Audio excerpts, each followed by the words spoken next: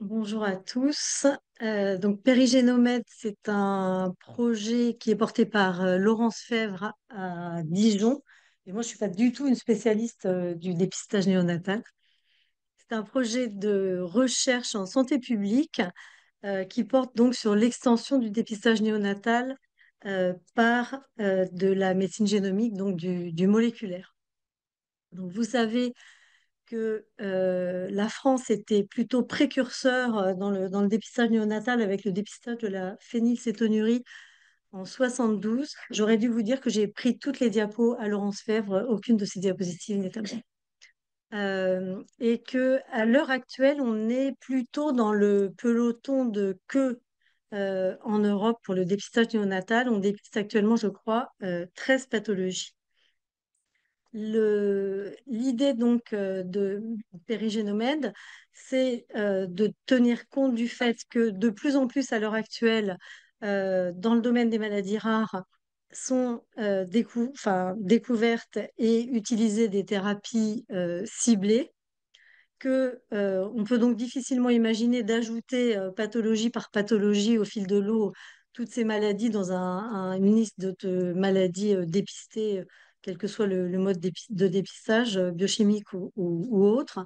Et donc, il est indispensable de réfléchir à l'utilisation de nouvelles technologies.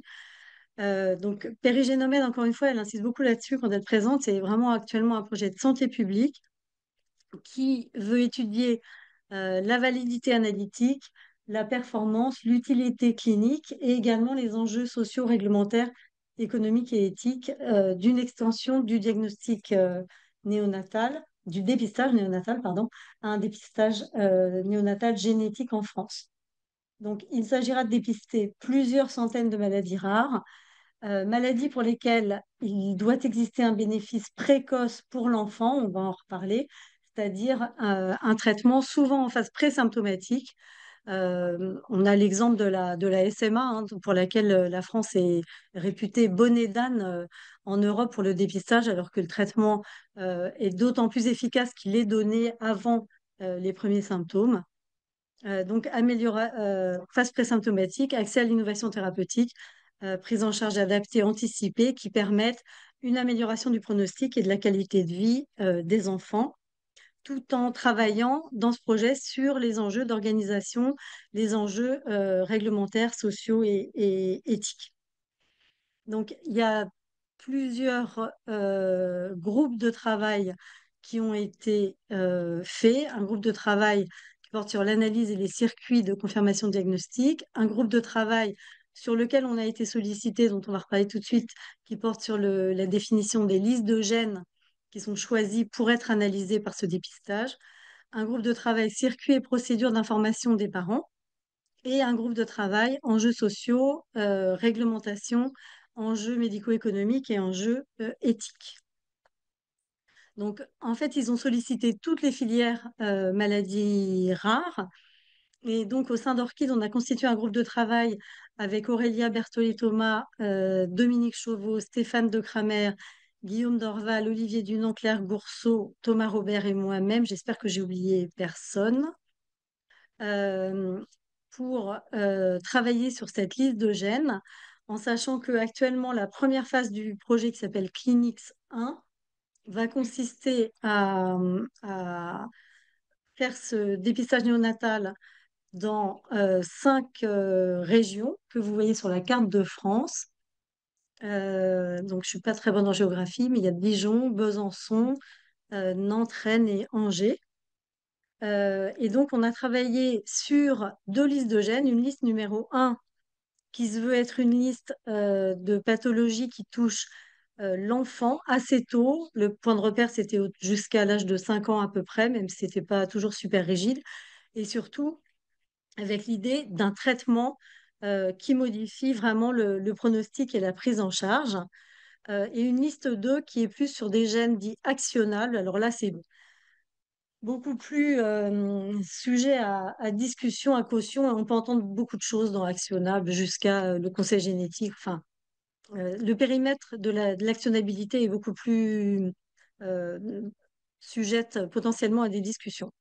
Sur le plan pratique, il s'agit de panel in silico sur du séquençage de génome entier avec un objectif de rendre des résultats en 3 semaines. Et donc, on a déterminé dans le groupe de travail une liste de gènes. Alors, c'est pas seulement une liste de gènes, ils disent une liste de dyades, c'est-à-dire l'association à un gène, une maladie, puisqu'on peut avoir un gène associé à plusieurs maladies, ou ça peut être un gène que les garçons, ou un tel exon d'un gène, ou que les bialléliques, etc., etc. Donc, vous avez la liste de gènes qu'on a retenus dans notre groupe de travail pour la liste 1. Ce sont principalement des gènes de maladies métaboliques et de tubulopathie. Donc, il y a diabète insipide, pardon, cystinose, hyperoxalurie primaire, acidose tubulaire, pseudo-hypo, pardon, aldostéronisme, hyperparathyroïdie néonatale sévère. Donc là, ben, typiquement, calcium sensing, c'est que les bialléliques. LOVE, ostéopétrose et acidose tubulaire, syndrome néphrotique congénital, syndrome néphrotique traitable potentiellement par ubiquinone, et puis hyperaldo-épilepsie, anomalie neurologique que je ne connais pas très bien. Donc, cette première phase clinique 1, je vous ai dit, ça concernera 2500 nouveau-nés, les 5 maternités, enfin, 5 maternités dans les villes que je vous ai citées.